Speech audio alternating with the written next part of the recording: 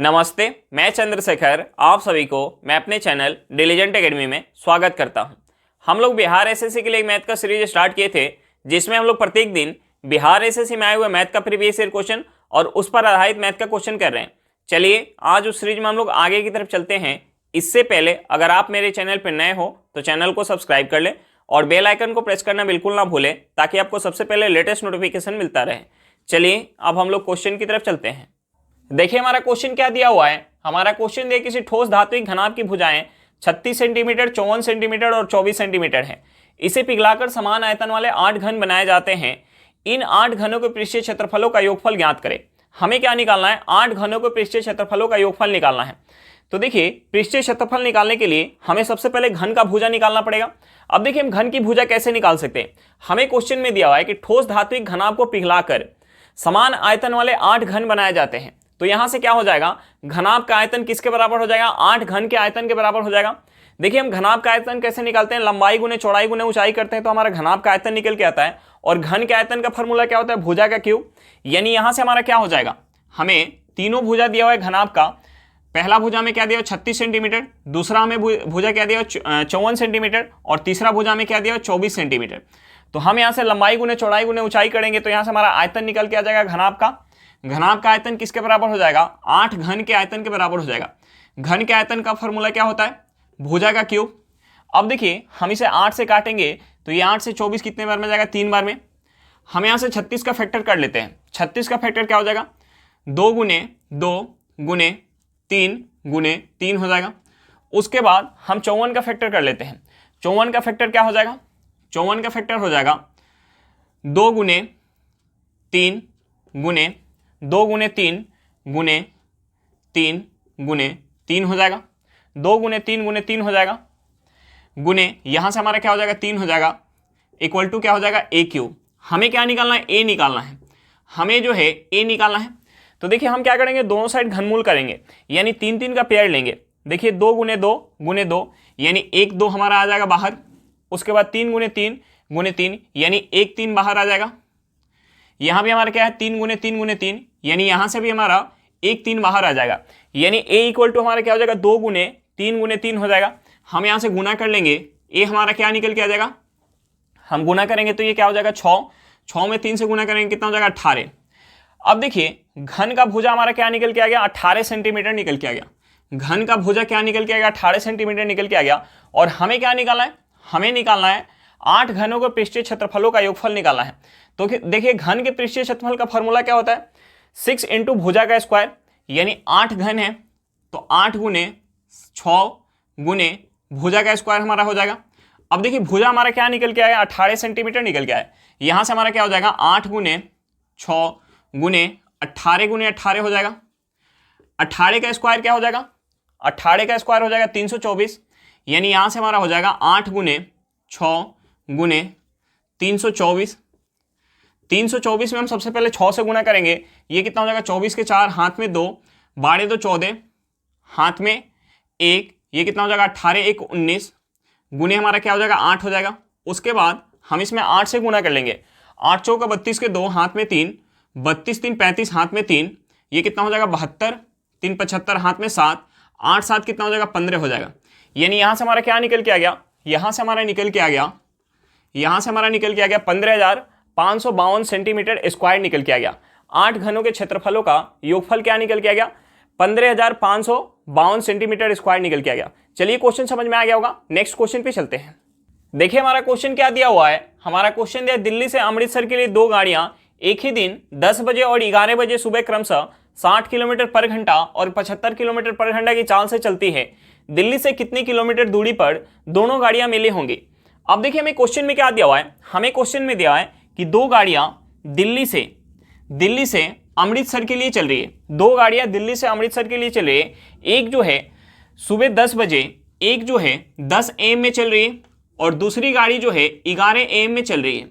जो गाड़ी 10 AM में चल रही है उसका हमें स्पीड क्या दिया हुआ है? 60 किलोमीटर पर घंटा। और दूसरी गाड़ी जो है 11 AM में चल रही है उसका हमें स्पीड क्या दिया हुआ है? 75 किलोमीटर पर घंटा। हमें क्या निकालना है कि दिल्ली से कितने किलोमीटर की दूरी पे दोनों गाड़ी एक दूसरे से मिलेगी। तो देखिए अगर हम ये निकाल लें, दूसरी गाड़ी जो है 11 AM में चल रही है, तो 11 AM के कितने घंटे बाद एक दूसरे से मिल रही है, तो हम दूरी निकाल पाएंगे कि कितने दूरी के बाद दोनों एक दूसरे से मिलेंगे। तो देखिए हम समय कैसे निकाल पाएंगे। समय निकालने के लिए देखिए एक गाड़ी जो है 10 AM में चल रही है, तो 10 AM से 11 AM कितना समय हुआ, 1 घंटा। यानी 1 घंटा में पहली गाड़ी जो है दिल्ली से कितना दूर जा चुकी होगी, 60 किलोमीटर जा चुकी होगी, क्योंकि उसका स्पीड हमें क्या दिया, 60 किलोमीटर पर घंटा। यानी दोनों गाड़ी के बीच डिस्टेंस कितना हो गया, दोनों गाड़ी के बीच का जो डिस्टेंस हो गया वो 60 किलोमीटर का हो गया। अब देखिए दोनों एक दिशा में चल रही है, दोनों एक दिशा में चल रही है। एक का स्पीड हमें क्या दिया, 60 किलोमीटर पर घंटा, और दूसरा का स्पीड हमें क्या दिया, 75 किलोमीटर पर घंटा। तो देखिए यहां से दोनों का अगर हम रिलेटिव स्पीड निकाल के और इस दूरी में भाग देंगे तो हमारा मिलने का समय निकल के आ जाएगा। तो देखिए यहाँ रिलेटिव स्पीड क्या हो जाएगा, 75 किलोमीटर पर घंटा माइनस का क्या हो जाएगा, 60 किलोमीटर पर घंटा। यहां से हमारा हो जाएगा 60 किलोमीटर बटा हमारा क्या हो जाएगा, हम 75 में से माइनस करेंगे 60, ये हमारा क्या हो जाएगा 15 किलोमीटर पर घंटा। यहां से हम भाग देंगे 15 से 60 में, यहां से हमारा क्या निकल के आ जाएगा, 4 घंटा। यानी 11 बजे के बाद 4 घंटे बाद, 11 AM के 4 घंटे बाद दोनों गाड़ी एक दूसरे से मिल जाएगी। तो देखिए या तो हम इस 4 घंटा में 1 घंटा ऐड करके और इस 60 किलोमीटर पर घंटा वाले स्पीड से गुना कर लें, या हम 4 घंटा में 75 किलोमीटर पर घंटा वाला स्पीड से गुना कर लें, तो हमारा दूरी निकल के आ जाएगा कि कितने दूरी बाद दिल्ली से कितने दूरी बाद दोनों गाड़ी एक दूसरे से मिल जाएंगी। तो देखिए हमें डिस्टेंस निकालने के लिए हमें क्या करना पड़ेगा, 75 किलोमीटर पर घंटा में हमें गुना करना पड़ेगा 4 घंटा से, क्योंकि 11 AM के 4 घंटा बाद एक दूसरे से मिल रही है। तो ये दिल्ली से चलना स्टार्ट की है 11 AM में, जिसका स्पीड क्या है, 75 किलोमीटर पर घंटा। तो इस स्पीड में अगर हम 4 घंटा में गुना कर दें, समय में गुना कर दें, तो हमारा दूरी निकल के आ जाएगा कि कितने दूरी बाद दोनों एक दूसरे से मिल जाएंगे। यहां से हमारा दूरी क्या निकल के आ जाएगा, हम 75 में 4 से गुना करेंगे तो ये हमारा क्या हो जाएगा, ये हो जाएगा 300 किलोमीटर। यानी 300 किलोमीटर की दूरी पे दोनों गाड़ी जो है एक दूसरे से मिल जाएंगी। हमारा आंसर क्या निकल के आ गया, 300 किलोमीटर। चलिए क्वेश्चन समझ में आ गया होगा, नेक्स्ट क्वेश्चन पे चलते हैं। देखिए हमारा क्वेश्चन क्या दिया हुआ है, हमारा क्वेश्चन दिया है, एक परीक्षा में 20% छात्र अंग्रेजी में असफल रहे, 35% छात्र हिंदी में असफल रहे, 27% छात्र दोनों में असफल रहे। यदि सफल छात्रों की संख्या 288 हो तो परीक्षा में बैठने वाले छात्रों की संख्या ज्ञात करें। हमें क्या निकालना है, परीक्षा में बैठने वाले छात्रों की संख्या निकालना है।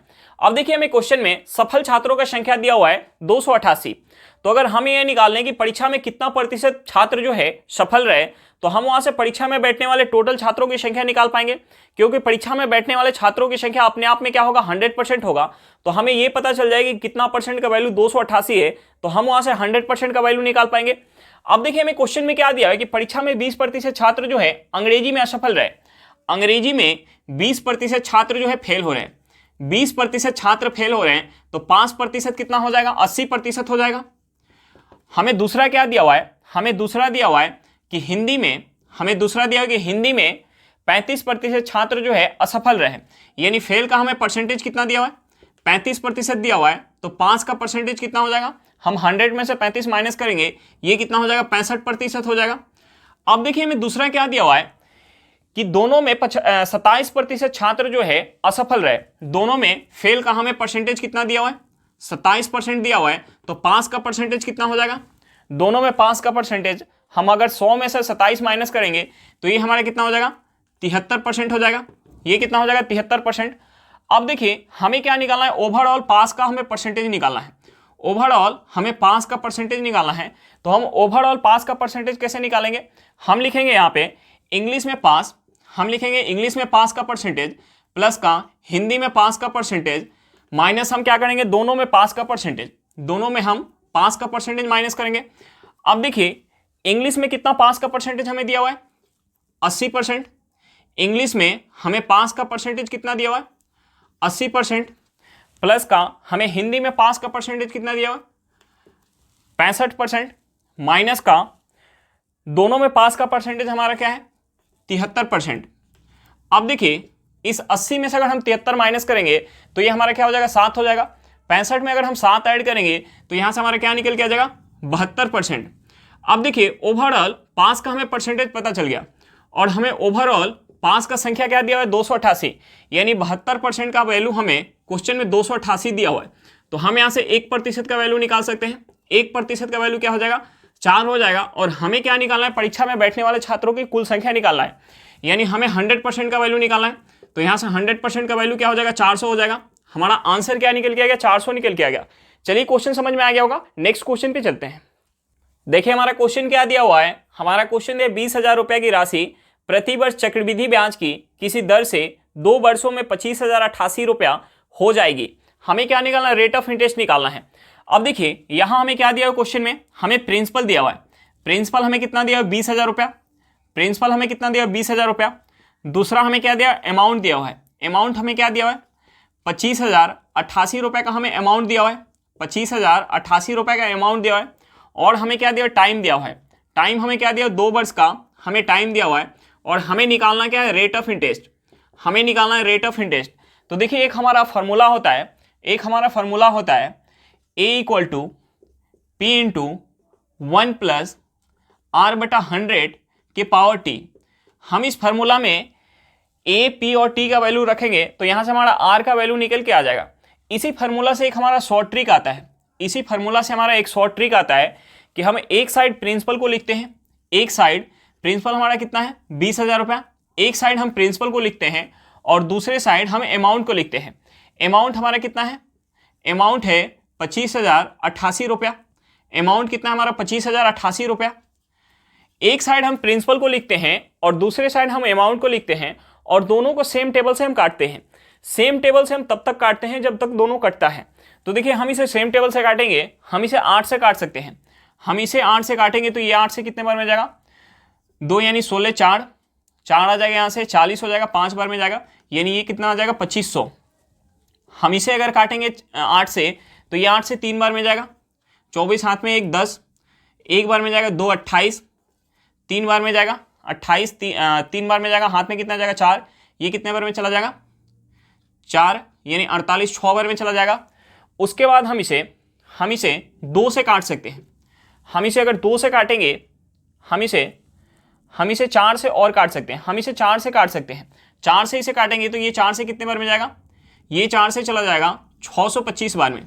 ये 4 से चला जाएगा 625 बार में। और ये 4 से कितने बार में जाएगा, ये 4 से जाएगा, ये कितने बार में, ये 4 से चला जाएगा 7 बार में। 28 हाथ में 3, 33 हो जाएगा, 8 चौका 32, हाथ में 1, 16 यानी 4। यहाँ से हमारा क्या निकल के आएगा, 784। उसके बाद ये दोनों सेम टेबल से नहीं कटने वाला है। देखिए जब सेम टेबल से कटना बंद हो जाए तो हम समय को देखते हैं। यहाँ हमारा समय क्या है, 2 वर्ष है। देखिए 2 वर्ष का समय दिया रहेगा तो सेम टेबल से जो कट के आएगा उसका हम वर्गमूल निकालेंगे। यानी यहाँ अगर हमारा 3 वर्ष का समय दिया होता तो हम इसका क्या निकालते, घनमूल निकालते। समय हमारा क्या दिया, 2 वर्ष का, तो हम इसका वर्गमूल निकालेंगे। देखिए 625 का वर्गमूल हमारा क्या हो जाएगा, ये हो जाएगा 25। और 784 का वर्गमूल क्या हो जाएगा, 784 का वर्गमूल हो जाएगा 28। यानी कोई राशि है जो 25 से एक साल में कितना हो जा रहा है, 28 हो जा रही है। कोई राशि है जो एक साल में 25 से 28 हो जा रही है। यानी यहाँ ब्याज कितने का मिल रहा है, 3 का। कितने पे, 25 पे, गुने 100 करेंगे तो यहाँ से हमारा रेट ऑफ इंटरेस्ट निकल के आ जाएगा। हम इसे अगर 25 से काटेंगे तो ये 25 से 4 बार में जाएगा। हम 3 से गुना कर लेंगे 4 में तो ये यहाँ से हमारा क्या निकल के आ जाएगा, 12% निकल के आ जाएगा। यानी रेट ऑफ इंटरेस्ट हमारा क्या निकल के आ गया, 12% निकल के आ गया। चलिए क्वेश्चन समझ में आ गया होगा, नेक्स्ट क्वेश्चन पे चलते हैं। देखिए हमारा क्वेश्चन क्या दिया हुआ है, हमारा क्वेश्चन दिया, एक व्यक्ति 25% के लाभ पर गेहूं बेचता है। यदि वह इसका विक्रय मूल्य 40 रुपए से घटा देता है तो उसे 25% की हानि होती है। गेहूं का प्रारंभिक विक्रय मूल्य क्या था। हमें क्या निकालना है, गेहूं का प्रारंभिक विक्रय मूल्य निकालना है। तो देखिए हम गेहूं का क्रय मूल्य मान लेते हैं कुछ। हमने मान लिया कि जो गेहूं का क्रय मूल्य जो है वो 100x है। हमने मान लिया कि गेहूं का जो क्रय मूल्य है वो 100x है। तो विक्रय मूल्य क्या हो जाएगा, विक्रय मूल्य हमें क्वेश्चन में क्या दिया कि व्यक्ति जो है 25% के लाभ पे गेहूं बेच रहा है। यानी विक्रय मूल्य क्या हो जाएगा, 125x हो जाएगा।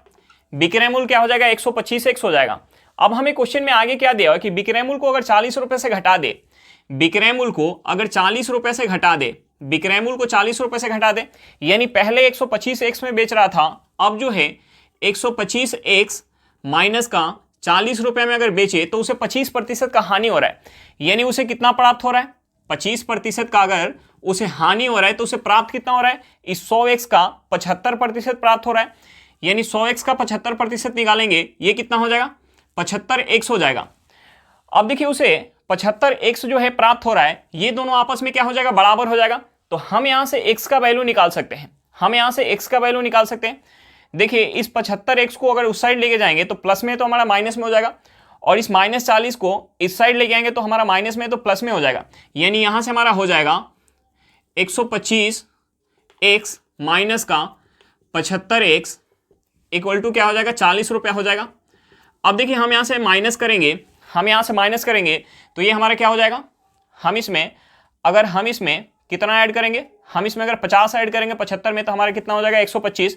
यानी यहां से निकल के आ जाएगा 50x इक्वल टू क्या निकल के आ जाएगा, 40 रुपये निकल के आ जाएगा। हमें क्या निकालना है, हमें निकालना है प्रारंभिक विक्रय मूल्य निकालना है। यानी हमें जो है 125x का वैल्यू निकालना है, हमें 125x का वैल्यू निकालना है। तो हम यहाँ से 5x का वैल्यू निकाल लेते हैं। 5x का वैल्यू क्या हो जाएगा, हमने अगर इस साइड 10 से भाग दिया तो हमें इस साइड भी 10 से भाग देना पड़ेगा। यानी 5x का वैल्यू निकल के आ जाएगा 4 रुपया। हमें क्या निकालना है, हमें जो है 125x निकालना है, हमें प्रारंभिक विक्रय मूल्य निकालना था, यानी 125x निकालना है। तो देखिए 5x का वैल्यू अगर 4 रुपया है तो 125x का वैल्यू क्या हो जाएगा, यानी हमने इस साइड अगर 25 से गुना किया तो हम इस साइड भी 25 से गुना करेंगे। 4 में अगर 25 से गुना करेंगे तो ये कितना हो जाएगा, 100 रुपया हो जाएगा। यहां से हमारा प्रारंभिक विक्रय मूल्य क्या निकल के आ गया, 100 रुपये निकल के आ गया। चलिए क्वेश्चन समझ में आ गया होगा, नेक्स्ट क्वेश्चन पे चलते हैं। देखिए हमारा क्वेश्चन क्या दिया हुआ है, हमारा क्वेश्चन दिया अंकित मूल्य का 2/5 भाग विक्रय मूल्य के 5/8 भाग के बराबर है, छूट प्रतिशत क्या है। हमें क्या निकालना है, डिस्काउंट परसेंटेज निकालना है। अब देखिए हमें क्वेश्चन में क्या दिया हुआ है, हमें क्वेश्चन में दिया है कि अंकित मूल्य का 2/5 भाग, यानी एमपी का 2/5 भाग किसके बराबर है, हमें क्वेश्चन में दिया है विक्रय मूल्य के 5/8 भाग के बराबर है, यानी एसपी के 5/8 भाग के बराबर है। तो हम यहां से MP/SP निकाल सकते हैं। MP/SP क्या हो जाएगा, 5/8 गुने, यहां से हम क्रॉस गुना करेंगे तो ये हो जाएगा 5/2 हो जाएगा। यहां से हमारा MP/SP क्या निकल के आ जाएगा, MP/SP निकल के आ जाएगा 25/16। यानी किसी वस्तु पे अगर अंकित मूल्य 25 रुपया है तो वह 16 रुपये में बिक रहा है। यानी यहाँ डिस्काउंट कितने का दिया गया, 9 रुपये का। कितने पे, 25 पे, गुने 100 करेंगे तो हमारा डिस्काउंट परसेंट निकल के आ जाएगा। 25 से हम 100 को काटेंगे, ये कितने बार में जाएगा, 4 बार में। हम 4 से अगर 9 में गुना करेंगे तो यहाँ से हमारा क्या निकल के आ जाएगा, 36%। यानी डिस्काउंट परसेंट हमारा क्या निकल के आएगा, 36% निकल के आएगा। चलिए क्वेश्चन समझ में आ गया होगा, नेक्स्ट क्वेश्चन पे चलते हैं। देखिए हमारा क्वेश्चन क्या दिया हुआ है, हमारा क्वेश्चन दिया है ए काम 16 दिन में और बी 20 दिन में करता है। यदि वे दोनों 8 दिन साथ मिलकर काम करे तो काम का कितना भाग बाकी रह जाएगा। तो देखिए हम सबसे पहले क्या करेंगे, जो हमारा समय दिया हुआ है हम उस समय का एलसीएम निकालेंगे। हमारा समय क्या दिया हुआ है, हमारा समय दिया हुआ है 16 दिन और दूसरा समय क्या दिया है, 20 दिन। तो हम सबसे पहले 16 और 20 का हम एलसीएम निकालेंगे। देखिए 16 और 20 का एलसीएम क्या हो जाएगा, 80 हो जाएगा। हम टोटल वर्क को मान लेंगे 80 यूनिट, टोटल वर्क को मान लेंगे 80 यूनिट। देखिए जब 80 यूनिट काम ए कर रहा है, 80 यूनिट काम ए कर रहा है तो कितना समय ले रहा है, 16 दिन का समय ले रहा है। और जब 80 यूनिट काम बी कर रहा है, 80 यूनिट काम बी कर रहा है तो कितना समय ले रहा है, 20 दिन का समय ले रहा है। तो हम यहां से दोनों का इफिशियंसी निकाल सकते हैं। ए जो है 16 दिन में 80 यूनिट काम कर रहा है तो एक दिन में कितना काम कर रहा होगा, 5 यूनिट। बी जो है 20 दिन में अगर 80 यूनिट काम कर रहा है तो एक दिन में कितना काम कर रहा होगा, 4 यूनिट। अब देखिए दोनों का इफिशियंसी निकल के आ गया। और हमसे क्वेश्चन में क्या बोल रहा है कि अगर 8 दिन साथ में मिलकर काम करते हैं तो शेष काम कितना रह जाता है, शेष जो काम है वो कितना भाग रह जाता है। देखिए ए प्लस बी अगर दोनों साथ में मिलकर काम करेंगे तो एक दिन में कितना काम करेंगे, ए प्लस बी अगर दोनों साथ में मिलकर काम करेंगे तो एक दिन में कितना काम करेंगे। ए जो है एक दिन में 5 यूनिट काम करेगा और बी एक दिन में 4 यूनिट, यानी दोनों मिलकर काम करेंगे तो 5 + 4 यानी एक दिन में 9 यूनिट काम होगा। और दोनों मिलके साथ में कितना दिन काम कर रहे हैं, 8 दिन। यानी 8 दिन में कितना काम हो जाएगा, 8 दिन में कितना काम हो जाएगा, 9 × 8 यानी 72 यूनिट काम हो जाएगा। टोटल काम कितना करना था, 80 यूनिट, जिसमें से 72 यूनिट काम हो गया। शेष काम कितना बच गया, शेष जो काम है हम इस 80 में से 72 माइनस करेंगे। 80 में से 72 माइनस करेंगे, ये कितना हो गया, 8 यूनिट काम हो गया। लेकिन हमें निकालना है कि कितना भाग जो है काम बाकी रह गया। टोटल काम कितना है, 80 है, जिसमें से 8 बाकी रह गया।